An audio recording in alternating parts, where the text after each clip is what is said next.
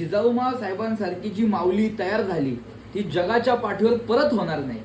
उंची नाही, उपमा नाही, तोड नाही. जिजाऊमा साहेबांना त्यांच्या कार्याला तोडच नाही असं कार्य जिजाऊमा साहेबांचं. छत्रपती शिवाजी महाराज राम आणि कृष्णांच्या उंचीचे जे झाले ना ते फक्त जिजाऊमा साहेबांमुळे झाले. याचे कारण आहे त्या कालखंडामध्ये जिजाऊमा साहेबांच्या अंतःकरणात जी धर्मनिष्ठता होती ती स्वतः त्यांनी किती आचरली ते एका प्रसंगात सापडतं. जिथे जिथे इस्लामी आक्रमणं झालेली आहेत आणि लोक घाबरलेली आहेत तिथे तिथे जाऊन संस्कृत मधलं रामायण महाभारत लोकांना शिकवून राष्ट्र आणि धर्मासाठी जिजाऊमा साहेब तयार करत असत असं उल्लेख आपल्याला सापडलेले आहेत.